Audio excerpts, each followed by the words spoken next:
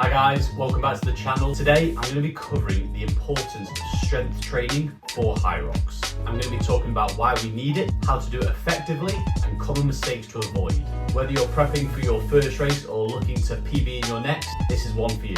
So why do we need strength training for HYROX? Well, there's a few reasons. Firstly, we need to build power for race-specific movements. Think about the sleds, lunges, farmer's carries, and wall balls. All these movements require high degrees of muscular force. Neglecting strength training will make these stations far harder to complete. For HYROX, we also need endurance under load. HYROX is not just cardio, it's carrying impact for anywhere between 60 to 120 minutes. Quality strength training will build robustness and resilience under fatigue, and mean we can go throughout the whole race without suffering the consequences of tiring.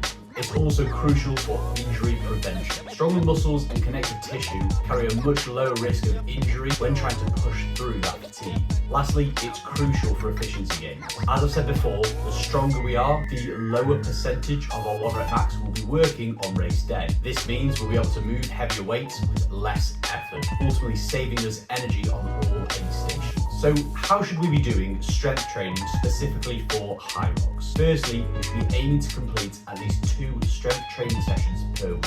How you split this up is up to you. I have some clients that prefer an upper-lower split, whilst others benefit more from a full body approach. Either way, a strength training session is usually made up of these 3 core components. Firstly, power. This is all about moving fast under load. Think box jumps, weighted jump squats, and Olympic lifting. This ultimately improves muscle elasticity, tendon stiffness, and allows us to apply power without it costing us as much energy. The second component is maximal force. This is about producing high amounts of force on static objects. Exercises here usually revolve around squats, deadlifts, bench presses, pull-ups, etc. Think of these as our big bang for buck exercises. We want to be keeping the reps relatively low, but keeping the load high. Think about working anywhere between the 2 to 6 rep range, but working above 80% of our 1 rep max. These are going to be crucial for moving the heavy station, but also increasing the amount of force we can generate off the ground whilst running. The last component is muscular endurance. This is our ability to repeatedly exert force for an extended period of time. This is obviously going to be very applicable for HYROX, especially on stations like the lunges and the wall balls. Trust me, 100 reps is a lot, and if you've not got good muscular endurance, you will find it tough. The idea here is to keep the reps a little bit higher, but the load a little bit lighter. Ultimately here, we're aiming to push through that fatigue. So how should we be fitting in our strength training into our weekly schedule? I always like to alternate between a strength session and a conditioning session, especially if you're training quite frequently. Your training week could therefore look like this. Monday would be a lower body strength session, Tuesday would be a running interval session, Wednesday would be an upper body strength session, Thursday would be a HYROX specific conditioning session, Friday would be a full body strength session, and Saturday would be a long run, with Sunday being your rest day. There's plenty of ways you can play around with it, that is just an example. There are a few progression tips to bear in mind with your strength work. We want to be increasing the weight whilst decreasing the reps on our maximal force exercises. This is known as linear periodization and is crucial for making strength gains. We can also add distance or rounds to our muscular endurance-based work, basically to prolong the time under tension, and we can measure our progress by tracking our time on stations to measure efficiency gain.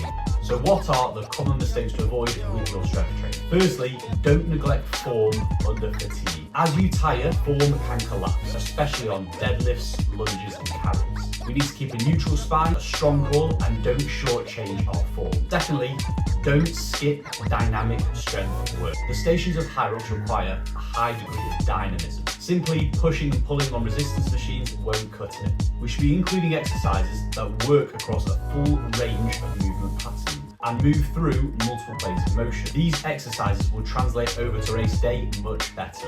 A third mistake is overloading too quickly.